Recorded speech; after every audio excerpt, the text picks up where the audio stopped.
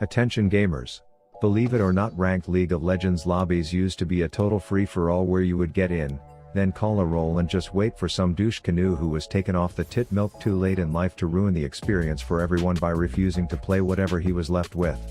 Then Riot Games came in like the stern problem-solving dad with team builder and role selections, because if the raging kindergarteners can't agree on who is going to play where, they will just make the game dictate where people would be, which was just super dandy, and I'm all for that until they put the autofill feature into the game. Now don't quote me exactly on how the algorithm here works, but I'm assuming it locates someone who has been looking forward to playing a particular role or champ all day who only has one, maybe two games to relax on a video game, and then it executes a complicated piece of code that absolutely diminishes their false hopes of enjoyment by autofilling them f***ing jungler. But jungling sucks because all of a sudden every ally-inting idiot and their incompetencies become your problem, plus you have to interact with Gromp and all the dumb problems that come with that dumb diabetic toad. So I brainstormed a solution to when I autofill jungle to make it more fun for me by vowing to never touch my own camps.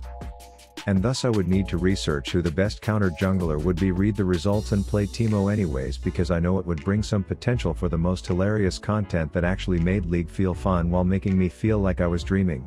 But if I was dreaming I would be sleeping, which means my room would be visible from outer space due to its glow because of the gamer bed sheets that today's sponsor sent me. After a long day of gaming, you need rest. And now you can get it with that Sheets, the only LED-powered bed sheets made for gamers. 13 million lumens of soothing night glow. Enhance your resting alertness with preset options. Now with motion alarm, no... Okay, sorry for the Rick roll. The real sponsor of today's video is Raid Shadow Legends. The mobile game that has brought more memes to the table than Pogface Man, because it's become more popular than those cotton candy hair heartthrobs BTS boys, and while the common opinion of people who have never actually tried Raid seem to hate it, the game low-key is everything you could actually want in a long-term mobile game that doesn't get stale, with over 600 champs and unique ways to build teams and skills, with new stuff coming out all the time. For example, right now, just for logging into Raid for 7 days between now and July 20th, you'll get Deliana for free, one of the best supports in the game, plus using my link in the description or scanning this bad boy will get you $40 in rewards, including 3 champs and a bunch of brews. But wait, cue infomercial line, there's more, cause once you're in game, entering code MyDeliana gets you 50 XP brews, which will let you level that new Deliana to level 50 instantly, not to mention a ton of silver. So try Raid today, and let's get back into the video. Okay, so I chose this piss-spitting rabbit knowing that any melee-based jungler would get diff so hard with it only for them to lock in the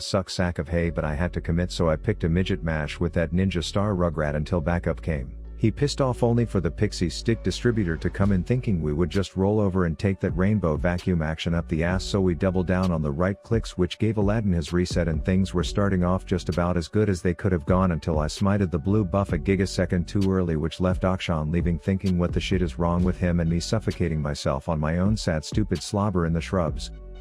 But I decide to take on the fat frog, which will now be like an Elder Ring boss without blue smite or level 2, only for that humming hay bag of birthday bullshit to come in zoning me out. And a normal jungler would just go back to his own camps, but that wasn't an option for me, so I hit a U-turn, pause to take a pee in the shrubs, and then returned, this time more refined in my skills, where I would bash my mouse button and push Q every 8 seconds, and the fight was quite a doozy, but in the 12th round we took home both the dub and the toad. Then I felt a quick reset was in order to snatch a pair of New Balance kicks and a few daggers that I planned to stick into the heart of any haybag who stole a scuttle, so I spit the shit for a few seconds while calling in backup from the satanic sardine to cut some birthday cake with his molten trident, and voila, I get a free enemy red buff as well, to which I figured I'd then hit the peekaboo post-up passive to remain consistent in my dickheadedness.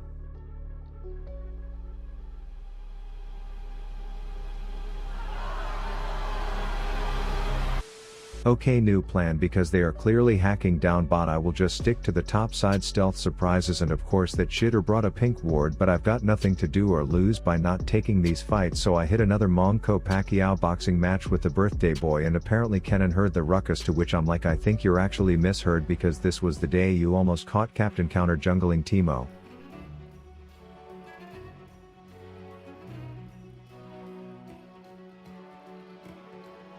This gave me the confidence to try and venture my little rabbit balls back down bot to see if the first time was just a fluke. And that was when I determined that I actually would not be visiting those virgins again because people who buy and use wards are just not my kind of people, so I decided to hit up mid because Inspector Gadget over here clearly has never even heard of a ward, which makes the crowd gasp in utter surprise when they learn he was worth shut down. But one thing I learned from my own gameplay is once a non-warder always a non-warder, so I hobble straight back into that hextech tuberculous-ridden mid for seconds, and after a third straight time of coming in to get a paycheck so free you'd think I was on unemployment, I started wondering if this is how it feels to play against my non-warding ass.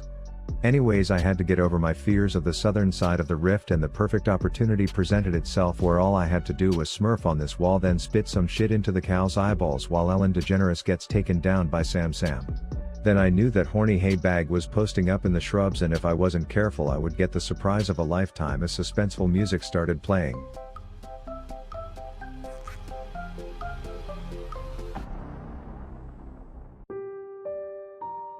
And you know what? This was a shit game to try. This as Fiddle was literally the worst jungler a Teemo could go against, as his dumbass clones were popping every one of my mushroom tips, so I queued a second to show the show-stopping potential of the counter jungle-only Teemo against an auto-attack champ.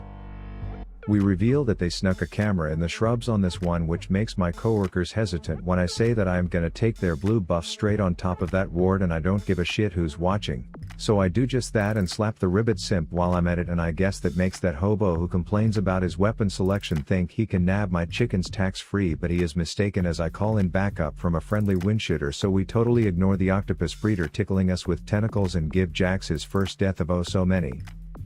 And because I big dicked their blue buff at the beginning, I had the timer to know when that homeless hopper would be coming back for round 2, so I RSVP'd to the event with my own +1, and I guess Jackie had David Goggins blasting in his ear because no amount of adversity was gonna stop him from trying to get blue this time, even if it meant he would be left running away from a large axe man and a small demon bunny while slowly bleeding to death.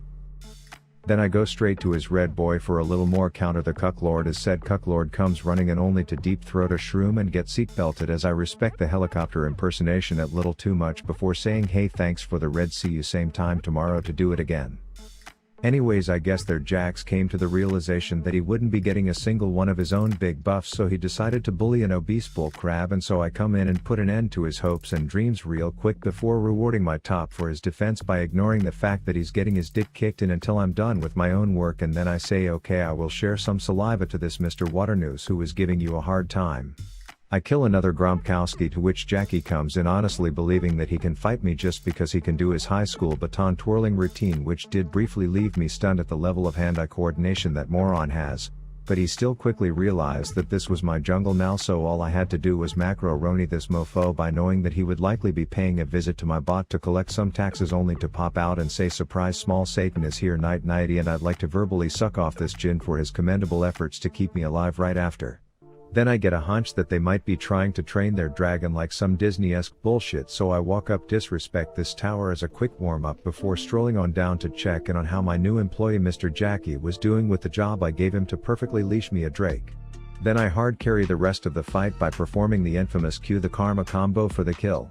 And you might look at the income I was earning off of employee Jackie to do my job while also directly giving me money, but YouTube finance guru Rav here to teach you about diversity and having multiple streams of income, which is where I brought this karma on board to help me out with. You see, all you have to do is set up shop somewhere local for her, and let me tell you, the short commute for that chick will pay dividends, as she will start making you so much consistent cash it's ridiculous. But it's worth noting your other employee might see that you brought on more help and start getting a little insubordinate, throwing tantrums for attention and such, so you need to inform him that he doesn't want to disrespect the boss, and I can promise you once he knows that you know what he is up to, he will make it a point to put an end to his own shenanigans himself as a sign of respect for your authority. And here's the thing, as you start acquiring Elon Bezos level wealth, your employees will have to do more for you, travel to other parts of the world to get you that bag, and they might have colorful things to say, but that just comes with being the boss. I had to step out of the office for a few days, but I gave my staff clear orders that Jax was to not touch his own blue buff under any circumstances, and I'm happy to report that teamwork did in fact make that dream work.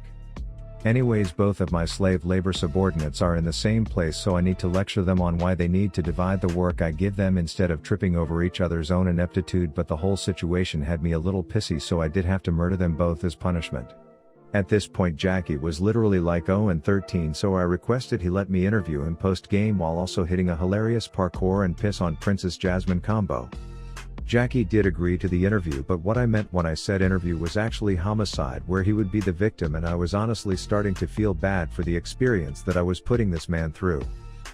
It was also at this point in my career where I started adopting passive income strategies, which meant while I was doing things like calling Ubers back to the shops, I was still making money courtesy of the workforce I employed. As you can see, even outside of my watch, they were hard at work to make me a rich little bitch. So yeah, without ever touching a single camp of mine, I managed to make the enemy jungler go 0-14, scratch that 0-15 with a quite funny damage meter at the end. And for those of you who were actually rooting for the post-game interview, I'm here to deliver if you slap my subscribe button, and let's commend this man for going through what he just did with apparently a smile on his face. Rav out.